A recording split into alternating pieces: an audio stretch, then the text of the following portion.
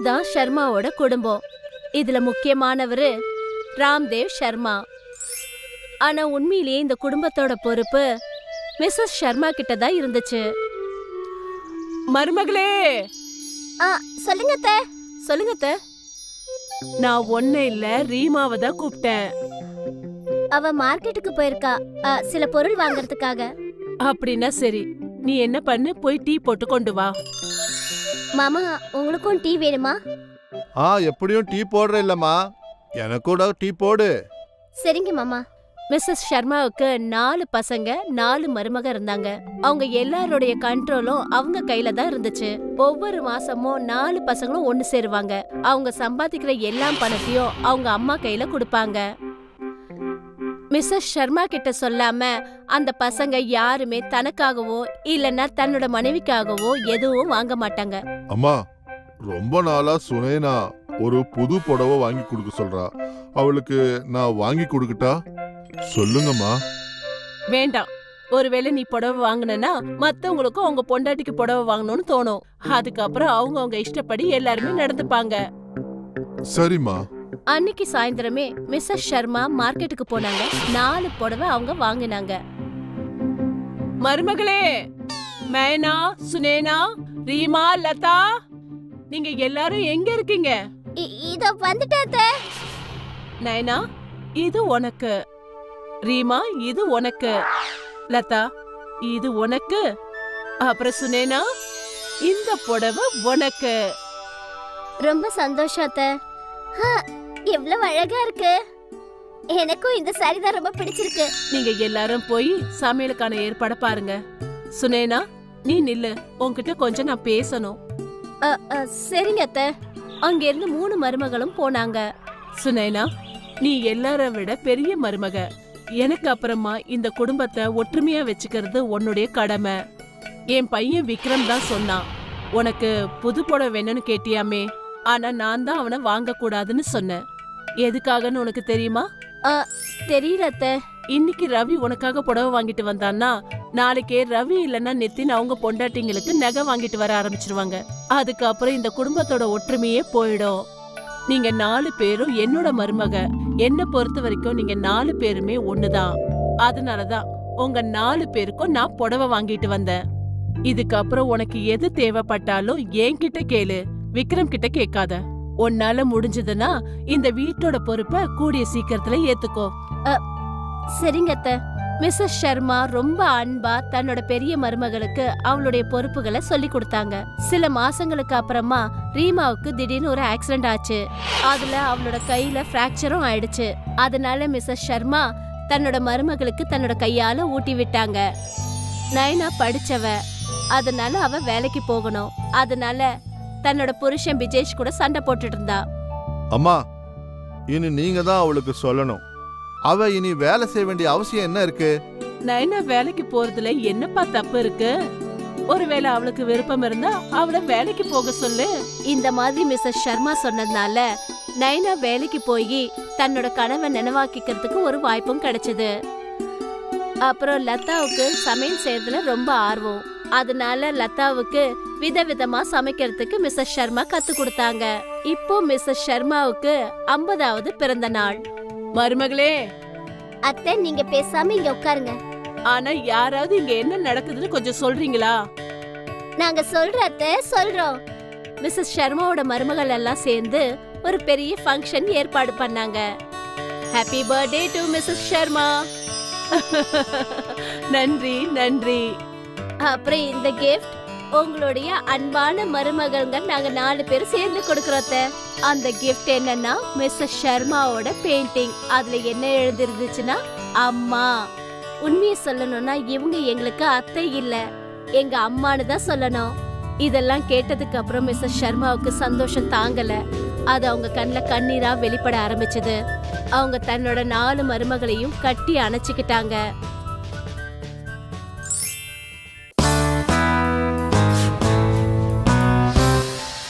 துர்காதேவிய பத்தின கதை தான் இது. அவங்களுடைய கணவர் இறந்ததுக்கு அப்புறமா துர்காதேவி தான் அவங்களுடைய குடும்பத்தை கவனிச்சுக்கிட்டாங்க. துர்காதேவிக்கு 3 மகன்கள் இருந்தாங்க. அவங்க ஓம், ஜெய், அப்புறம் ஜெகதீஷ். ஓன் ஒரு வித்வானா இருந்தாரு. வேதங்களை பத்தி அவருக்கு நல்லா தெரியும். ஜெய் ஒரு வியாபாரி, அப்புறம் ஜெகதீஷ் ஒரு விவசாயி.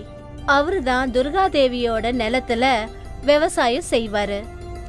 காலத்துக்கு ஏத்த மாதிரி துர்காதேவி தன்னோட 3 மகன்களுக்கும் கல்யாணத்தை பண்ணி வச்சாங்க. மருமகளுங்க வீட்டுக்கு வந்ததுக்கு அப்புறமா வீட்ல ஏதாவது ஒரு சலசலப்பு இருந்துகிட்டே இருக்கும். ஆனா துர்காதேவியோ இந்த மாதிரி விஷயங்கள் மேல கவனத்தை செலுத்தவே மாட்டாங்க. ஆனா ஒரு நாள் என்ன ஆச்சுன்னா, இவங்க 3 பேருக்குள்ள சண்டை ரொம்ப பெருசாயிடுச்சு. அப்பதான் ஜெகதீஷோட மனைவி ஜெகதீஷ் கிட்ட போனாங்க. இந்த வீட்ல எல்லாரும் சாப்பிடுறாங்களே, நீங்க விவசாயம் பண்ணது தானே? அப்படின்னா உங்க அம்மா கிட்ட உங்களோட ஷேர் கேட்க வேண்டியதானே? அவங்க வேலையை கஷ்டப்பட்டு உழைக்கட்டும். அப்பதான் அவங்க எல்லாருக்கும் உங்க அருமை தெரியும். ஜெகதீஷ் தன்னோட மனைவிக்கு புரிய வைக்கிறதுக்காக எவ்வளவோ முயற்சி பண்ணாரு. ஆனா அத அவ கேட்கவே இல்ல. கடைசியில ஜெகதீஷ் அவங்க அம்மா கிட்ட போனாரு. அம்மா, எனக்கு டெய்லி இந்த சண்டையால தலைவலியா இருக்கு. அதனால நீங்க என்ன பண்றீங்கன்னா, இந்த மொத்த சொத்தையும் பிரிச்சிருங்க. ஆமாமா, அதான் நல்லது. நான் கூட அதான் நினைக்கிறேன். துர்காதேவி அவங்க 3 பசங்களையும் பார்த்தாங்க. அதுக்கப்புறம் சொன்னாங்க, அப்ப சரி, உங்க எல்லாருடைய விருப்பமும் இதுதான்னா நான் எல்லாத்தையும் பிரிச்சு கொடுத்துறேன். ஆனா அதுக்கு முன்னாடி நம்ம குடும்பம் மொத்தமும் சேர்ந்து ஒன்னா கங்கையில தலைய முழுகிட்டு வரணும். இது செஞ்சு திரும்பி வந்ததுக்கு அப்புறமா நீங்க சொன்ன மாதிரி எல்லாத்தையுமே நான் பிரிச்சு கொடுத்துறேன். 3 சகோதரர்களும் இதுக்கு ஒத்துக்கிட்டாங்க. கொஞ்ச நாளைக்கு அப்புறமா அவங்க எல்லாரும் கங்கைக்கு போனாங்க. ஓம் தன்னோட பைசா மூட்டைய அவங்க அம்மா கையில கொடுத்தான்.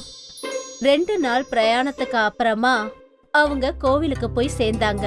எல்லாரும் கடவுளுக்கு பிரார்த்தனை செஞ்சாங்க.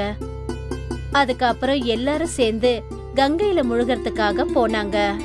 துர்காதேவி அந்த கங்கையில முழுகும் போது அவங்க கையில இருந்த அந்த பைசா மூட்டைய தண்ணியில விட்டுட்டாங்க. எல்லாரும் கங்கையில முழுகினதுக்கு அப்புறமா சோர்ந்து போய் உட்கார்ந்திருந்தாங்க. நம்மளுடைய யாத்திரை எல்லாம் முடிஞ்சு போச்சு. அப்படியே போயிட்டு கங்கையில ஒரு குளியல போட்டுட்டு வீட்டுக்கு போனா சொத்தை பிரிச்சுக்கலாம். சரி, எல்லாரும் கிளம்பலாம். என்னாச்சுமா? ஆனா பண மூட்டை எங்க போச்சு? அது உங்ககிட்ட தானே இருக்கு. இது வரைக்கும் இருந்துச்சு. ஆனா இப்போ எங்க போச்சுன்னு தெரியலையே. ஒருவேளை கங்கா நதியில விழுந்துருச்சா? இப்ப நாம எல்லாம் என்ன பண்றது? இப்ப நம்ம கையில பணமே இல்லையே. இப்ப நாம எப்படி வீட்டுக்கு போக முடியும்? யாரும் பயப்படாதீங்க. எனக்கு மொத்தம் 3 பசங்க இருக்காங்க. இவங்க நிச்சயம் ஏதாவது பண்ணுவாங்க. ஓம், ஜெய், அப்புறம் ஜெகதீஷ், உங்களுக்காக நாங்க எல்லாரும் இங்கே காத்துட்டு இருப்போம். போங்க, போய் பணத்துக்கான ஏற்பாடுகளை பண்ணுங்க. சரிம்மா. 3 பசங்களும் வெவ்வேறு திசையில போனாங்க. ஓம் ஒரு கிராமத்துக்கு போனா. அங்க ஒரு ஆளு உட்கார்ந்து அழுதுட்டு இருந்தாரு. என்னாச்சுப்பா? எங்க அப்பா எங்க சொத்தெல்லாத்தையும் எங்க 4 பேருக்கும் பிரிச்சு கொடுத்துட்டாரு. ஆனா ஒரு பூனை மிச்சம் இருந்துருச்சு. அப்போ ஊர் தலைவர் என்ன சொன்னாருன்னா, அந்த பூனையுடைய கால் 4ஐயும் பிரிச்சுக்க சொன்னாரு. 2 நாள் கழிச்சு அந்த பூனையுடைய ஒரு கால் அடிபட்டுது. அதுக்கு நான் போய் துணிய கட்டினேன். அந்த துணிக்கு நெருப்பு பத்திக்கிச்சு. அந்த பூனை போயிட்டு எல்லா வீட்டையும் கொளுத்திட்டு வந்துடுச்சு. எல்லாரும் வந்து நஷ்டபரிகாரத்தை என்ன கேக்குறாங்க. இப்போ நான் என்ன செய்யணும், நீ சொல்லு. உன்னுடைய ப்ராப்ளத்தை நான் சால்வ் பண்ணிட்டேன்னா நீ எனக்கு என்ன கொடுப்ப? என்கிட்ட 4 மாட்டு வண்டி இருக்கு. அதுல 2 மாட்டு வண்டி உனக்கு தரேன். அப்ப சரி, நீ என்ன பண்றீன்னா உன் அண்ணன் தம்பிங்களையும் ஊர்ல இருக்கிறவங்களையும் இங்க கூப்பிடு. அந்த கிராமத்தை சேர்ந்தவங்க எல்லாரும் ஒரு மரத்துக்கு கீழே வந்தாங்க. உண்மையிலேயே மதனுக்கு கொடுத்த அந்த பூனை காலுக்கு தான் துணி கட்டினானா? ஆமா. அவன் ஏன் துணியை கட்டினான்? ஏன்னா அந்த பூனை காலுக்கு அடிபட்டது. அப்போ பூனைக்கு அடிபட்ட காலோட அது நடக்க முடியாது இல்ல. ஆனா மிச்சம் இருக்கிற 3 காலு நல்லா இருக்குது இல்ல, அந்த காலோட தான் நடந்திருக்கும். அப்போ மிச்சம் 3 காலும் நல்லா இருக்குல்ல, அதனாலதான் அந்த பூனை ஊரெல்லாம் ஒளிச்சிருச்சு. அதனால அந்த மிச்சம் இருக்கிற 3 காலுடைய எஜமானுங்க தான் நஷ்டபரிகாரம் கொடுக்கணும். ஆமா, நீ சொல்றதும் உண்மைதான். ஓம் மதனோட பிரச்சனைய தீர்த்து வச்சான். அதனால அவனுக்கு 2 மாட்டு வண்டி கிடைச்சது. நதிக்கரையோரமா ஜெய் போய் சேர்ந்தான். அந்த இடத்துல ராஜா ஒரு அறிவிப்பை தெரிவிச்சாரு. யாராவது வந்து என்னுடைய யானை எவ்வளவு எடை இருக்குன்னு சரியா சொல்லுவாங்களோ அவங்களுக்கு 10,000 நாணயங்கள் கொடுப்பேன். இத கேட்டதும் ஜெய் உடனே ராஜா கிட்ட போய் சேர்ந்தான். மகாராஜா, நான் இந்த வேலையை செய்யறேன். ஆனா எனக்கு ஒரு படகு, அதோட சேர்த்து நிறைய நெல்லு மூட்டைங்களும் வேணும். சரி, ராஜா ஜெய்க்கு ஒரு படகு கொடுத்தாரு. இப்போ இந்த படகை நதிக்குள்ள அனுப்புங்க.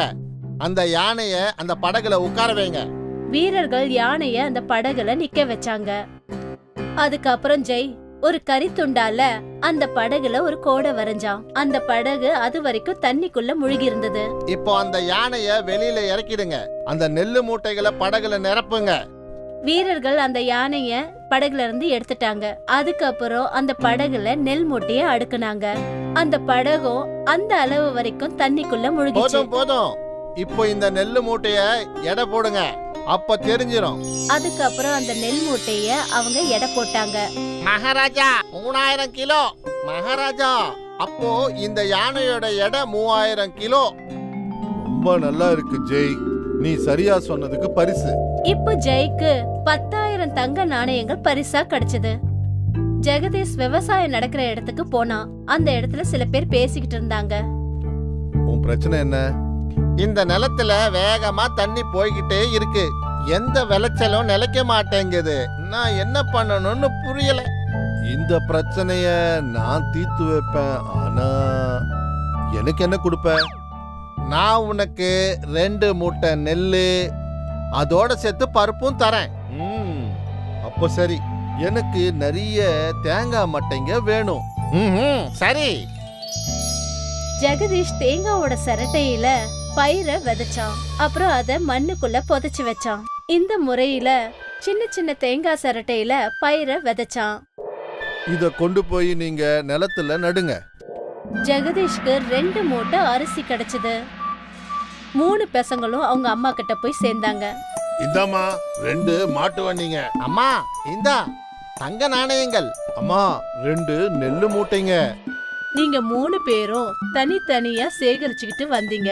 ஜெகதீஷ், நீ என்ன நினைச்சிட்டு இருக்கற? நீ தனி மனிதனா உழைச்சி வீட்டை நடத்திட்டு இருக்கறன்னு நினைச்சியா? பாத்தியா, ஓம் மாட்டு வண்டி 2 கொண்டு வந்திருக்கான். அப்புறம் ஜெய் தங்க நாணயங்கள் கொண்டு வந்திருக்கான். அப்புறம் நீ அரிசி கொண்டு வந்திருக்க. எனக்கு புரிஞ்சு போச்சுமா. இப்ப சொல்லுங்க, நீங்க 3 பேரும் தனியா போக விரும்புறீங்களா? இல்லம்மா, எனக்கு புரிஞ்சு போச்சு. நாங்கெல்லாம் சேர்ந்திருந்தாதான் நல்லா இருப்போம். ரொம்ப நல்லது.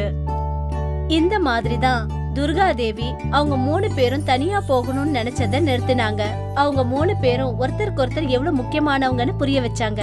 இந்த கதையில இருந்து நாம என்ன தெரிஞ்சுக்கிட்டோம்னா, நாம எல்லாரும் ஒருத்தருக்கு ஒருத்தர் அன்பா எப்பவும் ஒன்னா இருக்கணும்.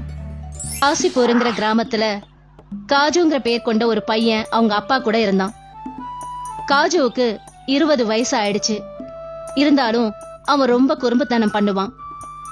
2 பெண்கள் ஒன்னா உக்காந்துருந்தா அவங்க பின்னாடி அமைதியா போய் அவங்க 2 பேர் ஜடைய ஒன்னா பின்னி விட்டுடுவான். பெண்கள் குளத்துல இருந்து தண்ணி சுமந்துக்கிட்டு போகும்போது உண்டிகோலை வச்சு பானையை உடைச்சிருவான். தினமும் யாராவது ஒருத்தர் அவனை பத்தி அவங்க அப்பா கிட்ட கம்ப்ளைண்ட் பண்ண வருவாங்க. ஏங்க, இன்னைக்கு உங்க பையன் மறுபடியும் என் பானையை உடைச்சிட்டான். அவனுக்கு இப்ப 20 வயசு ஆயிடுச்சு. அவனை ஏதாவது வேலைக்கு அனுப்புங்களேன். தினமும் இந்த கிராமத்துல சுத்திக்கிட்டு மத்தவங்க எல்லாரையும் தொந்தரவு பண்ணிட்டு இருக்கான். அவனுக்கு புத்திமதி சொல்லக்கூடாதா?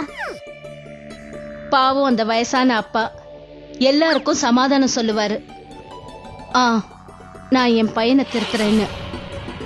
ஆனா காஜு திருந்தவே இல்ல. நீங்க என் பேச்ச கேட்டு உங்க பையனுக்கு கல்யாணத்தை பண்ணிடுங்க. தலை மேல பொறுப்பு இருந்தா அவன் உருப்படுவான். காஜுவோட அப்பா யோசிச்சாரு. அவருடைய மரணமும் நெருங்கிட்டு இருக்கு. ஏன் அவனுக்கு ஒரு கல்யாணத்தை பண்ண கூடாதுன்னு யோசிச்சு காஜுவுக்கு ஒரு கல்யாணத்தையும் பண்ணி வச்சாரு. மருமகளும் வீட்டுக்கு வந்துட்டா. ஆனாலும் காஜுவோட பழக்க வழக்கத்துல எந்த ஒரு மாற்றமும் இல்ல. ஒரு நாள் அவனுடைய அப்பாவுக்கு ரொம்ப முடியாம போயிடுச்சு. அவரு காஜுவை கூப்பிட்டு என்ன சொன்னாருன்னா, இங்க பாருப்பா, நீ என்ன எனக்கு உயிர். நான் ரொம்ப வருஷம் வாழ மாட்டேன். வாழ்க்கையில எப்பவாவது ஒரு சமயத்துல நாம பொறுப்பா நடந்துக்கணும். நீ ஏதாவது ஒரு வேலையை செய். ஆனா ஒரு விஷயம், நீ வாழ்க்கையில எப்பவும் சோர்ந்து போகவே கூடாது. எப்பவும் முன்னுக்கு போய்கிட்டே இருக்கணும். இப்படி சொல்லிட்டு காஜுவோட அப்பா இறந்து போனாரு. அப்புறம் எல்லாம் பொறுப்பும் காஜுவோட தலையில விழுந்தது. அந்த கிராமத்துல அவனுக்கு எந்த வேலையும் கிடைக்கல. அதனால மும்பை போக அவன் முடிவு பண்ணான். காஜு கிட்ட அவனுடைய அப்பாவோட 10,000 ரூபாய் பணம் மட்டும்தான் இருந்துச்சு. ஆனா அவன் மும்பை போய் சேர்ந்த உடனே யாரோ அவனோட பணத்தை பிக் பாக்கெட் அடிச்சிட்டாங்க. ஐயோ, என் பணம் எங்க போச்சு? காஜுவோட மனைவி ஓன்னு அழ ஆரம்பிச்சிட்டா. இப்ப நம்ம என்னங்க பண்றது? நீ ஒண்ணும் கவலைப்படாத, நம்ம பணம் தானே போயிருச்சு, புத்தி இல்லையே. காஜுவும் அவனோட மனைவியும் ரோட்ல ஒரு டென்ட்டை கட்டினாங்க. அந்த டென்ட்லயே இருக்க ஆரம்பிச்சாங்க. காஜு எங்கெங்கயோ வேலை தேடி அலைஞ்சான்.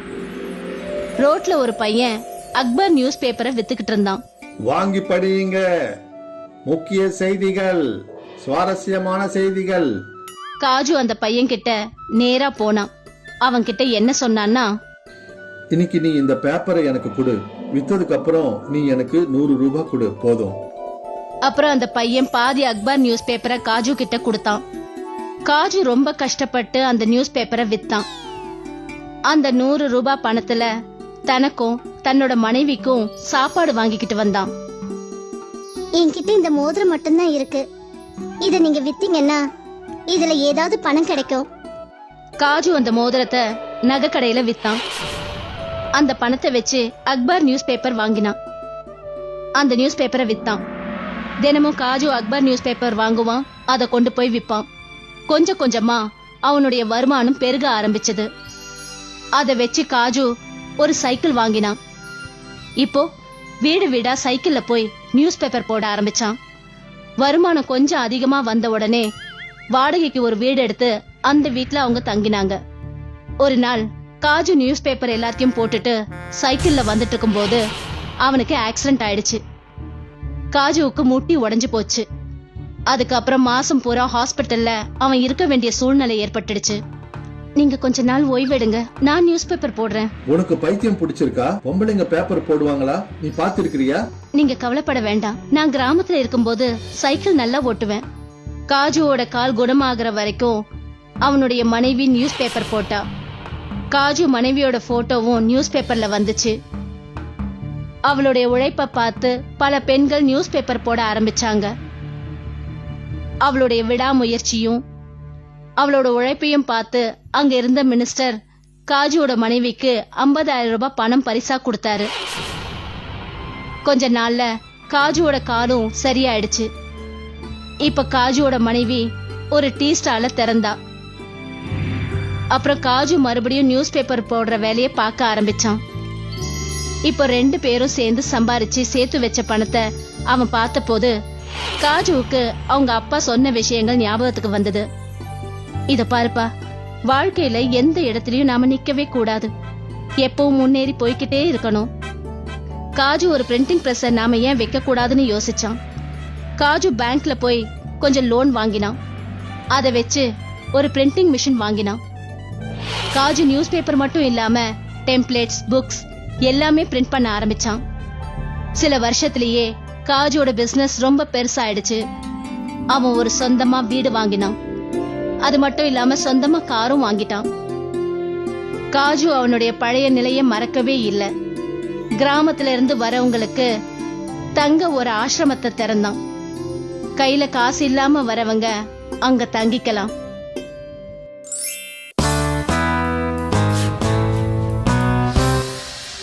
எட்டு வயசு மேகனா அவங்க அப்பா அம்மா கூட கான்பூர்ல இருந்தா. மேகனாவோட அப்பா ஸ்கூல்ல சயின்ஸ் டீச்சரா இருந்தாரு. ஒவ்வொரு சண்டேவும் மேகனாவோட அப்பா மேகனாவுக்கு படிப்பு சொல்லி கொடுப்பாரு.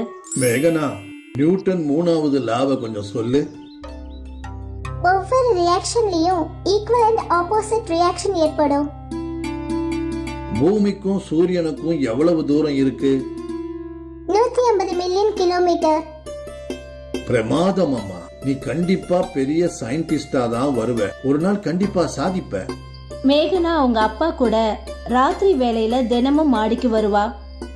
வானத்துல இருக்கிற நட்சத்திரங்களை பார்த்து நிறைய கேள்விகள் கேட்பா. அப்பா, நான் அடிக்கடி நகர்ந்து வர 2 நட்சத்திரங்களை எதிர வரத பார்த்திருக்கேன். ஆனா அதுங்க ஏன் மோதிக்க மாட்டேங்குது? மேகனா, அதெல்லாம் ஒரே லைன்ல இல்லம்மா. ஒண்ணு மேல ஒண்ணு கீழே இருக்கு. ஆனா அது தூர தூரமா இருக்கிறதுனால ஒரே லைன்ல இருக்கா மாதிரி இருக்கு. ஒரு நாள் மேகனாவோட அப்பா அவரோட டியூட்டி முடிச்சிட்டு வரும்போது ரொம்ப கவலையா இருந்தாரு. என்னங்க ஆச்சு? ஏன் ரொம்ப சோகமா வரீங்க? எனக்கு வேலை போயிடுச்சு. ஸ்கூல்ல ஸ்டாஃபுங்களை குறைச்சிட்டாங்க. நாளையிலிருந்து ஊர்ல இருக்கிற வேற ஸ்கூல்ல தான் வேலையை தேடணும். மறுநாள் மேகனாவோட அப்பா நகரத்துல இருக்கிற எல்லா ஸ்கூலுக்கும் போனாரு. ஆனா அவருடைய துர்பாகியம், அவருக்கு எங்கேயுமே வேலை கிடைக்கல. மேகனாவோட அப்பா வீட்டுக்கு வந்து என்ன சொல்றாருன்னா, எனக்கு எங்கேயும் வேலை கிடைக்கல. நாம இந்த ஊரை விட்டு காலி பண்ணணும். அப்போ அப்பா நாம எங்க இருப்போம்? மேகனா, நாம பட்டணத்துல இருந்து இனி இருக்க முடியாது. கிராமத்துக்கு போயிடலாமா? நம்ம ஊர்லயே கொஞ்சம் விவசாயம் பண்ணலாம். அப்படியே யூடியூப்ல பசங்களுக்கு படிக்கவும் கற்றுக் கொடுக்குறேன். மேகனாவோட குடும்பம் கிராமத்துக்கு திரும்பி போச்சு. மேகனாவோட அப்பா மேகனாவை ஒரு கவர்மெண்ட் ஸ்கூல்ல சேர்த்தாரு. அவரே அவளுக்கு படிப்பும் சொல்லி கொடுத்தாரு. கொஞ்சம் வருஷத்துல மேகனா பெரியவள் ஆயிட்டா. அவர் ரொம்ப புத்திசாலி.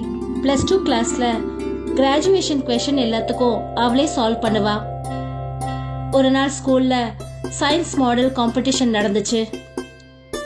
மேகனா ஒரு ராக்கெட் மாடல் பண்ணா. காம்படிஷன்ல மேகனாவுக்கு ஃபர்ஸ்ட் பிரைஸ் கிடைச்சது. அப்பதான் கிராமத்துல கொரோனா வைரஸ் பரவுச்சு. அதுல மேகனாவோட அப்பாவும் அம்மாவும் கூட பாதிக்கப்பட்டாங்க. அப்புறம் மேகனாவோட அப்பா இறந்து போயிட்டாரு. அம்மாவுக்கு உடம்பு சரியில்லாம போயிடுச்சு. நான் இறந்து போறதுக்கு முன்னாடி உனக்கு ஒரு கல்யாணம் பண்ணணும்னு ஆசைப்படுறேன். உங்க அப்பாவும் உயிரோட இல்ல. நானும் இறந்து போயிட்டா உனக்கு யார் கல்யாணம் பண்ணி வைப்பாங்க? மேகனாவோட அம்மா கிராமத்துல ஒரு பையன் கூட மேகனாவுக்கு கல்யாணத்தை பண்ணி வைக்கிறாங்க. ஒரு நாள் மேகனா தன்னோட கணவர்கிட்ட என்ன சொல்றானா, இங்க பாருங்க, நான் என்னோட +2 முடிச்சிருக்கேன். இப்போ சிட்டிக்கு போய் யூனிவர்சிட்டியில அட்மிஷன் வாங்க ஆசைப்படுறேன். ஆனா பட்டணம் இங்கிருந்து ரொம்ப தூரம் இல்ல. நான் அங்கேயே ஒரு ரூம் வாடகைக்கு எடுக்கிறேன். வாரம் சண்டே இங்க வந்துடுறேன். மேகனாவோட பிடிவாதம், அவளோட படிப்பை படிச்சுதான் தீர்வான்னு அவளோட கணவனுக்கு நல்லா புரியுது. மேகனா சிட்டில ஒரு ரூமை வாடகைக்கு எடுத்து காலேஜ்ல படிக்க ஆரம்பிக்கிறா. ஒரு நாள் மேகனா வீட்டுக்கு வந்து தன்னோட கணவர்கிட்ட சொல்றா, நாங்க எங்க காலேஜ்ல சூரியனுக்கு அனுப்புற ராக்கெட்டை பத்தி ப்ராஜெக்ட் பண்றோம். இந்த ப்ராஜெக்ட் மட்டும் வெற்றிகரமா முடிஞ்சதுன்னா இஸ்ரோல வேலை வாங்க எனக்கு வாய்ப்பு கிடைக்குங்க. இஸ்ரோன்னா எந்த ஊர் பேரு? நாங்க எங்க காலேஜ்ல சூரியனுக்கு அனுப்புற ராக்கெட்டை பத்தி ப்ராஜெக்ட் பண்றோம். இந்த ப்ராஜெக்ட் மட்டும் வெற்றிகரமா முடிஞ்சிச்சுன்னா இஸ்ரோல வேலை பார்க்க எனக்கு வாய்ப்பு கிடைக்கும். ஒரு நாள் காலேஜ்ல ராக்கெட் ப்ராஜெக்டை பத்தி மேகனா வேலை பார்த்துக்கிட்டு இருக்கும்போது காலேஜ்ல தெரியாம நெருப்பு பிடிச்சிடுது. அதனால மேகனாவை காலேஜை விட்டு வெளியே அனுப்பிடுறாங்க. மேகனா அழுதுகிட்டே வீட்டுக்கு வந்தா. அவளோட புருஷன் கிட்ட என்ன சொன்னான்னா, தெரியாம காலேஜ்ல நெருப்பு பட்டுடுச்சு, என்ன காலேஜை விட்டே வெளியே அனுப்பிச்சிட்டாங்க. நீ உன் ப்ராஜெக்ட நீ நம்ம வீட்ல இருந்தே ஃபினிஷ் பண்ணு. உனக்கு வேண்டிய பொருள் எல்லாம் நான் கொண்டு வந்து தரேன். மேகனா தன்னோட புருஷனோட உதவியோட வீட்லயே சூரியனுக்கு அனுப்புற ராக்கெட்டை பத்தின ப்ராஜெக்ட பண்ண ஆரம்பிச்சா. ஒரு நாள் மேகனா தன்னோட மொத்த ப்ராஜெக்டையும் முடிச்சா. நேரா இஸ்ரோ ஆபீஸ்க்கு போனா. இஸ்ரோ விஞ்ஞானிகளுக்கு மேகனாவோட ப்ராஜெக்ட் ரொம்ப பிடிச்சு போயிடுச்சு. அதுக்கப்புறம் அவங்க மேகனாவுக்கு இஸ்ரோல ஜாப் ஆஃபர் கொடுத்தாங்க. மேகனாவோட ப்ராஜெக்டை வச்சு ஒரு உண்மையான ராக்கெட்டை பண்ணாங்க. மேகனாவோட போட்டோ எல்லா நியூஸ் பேப்பர்லயும் வந்துச்சு. அப்புறம் மேகனா ராக்கெட் ராணிங்கிற பேர்ல ஃபேமஸ் ஆனா.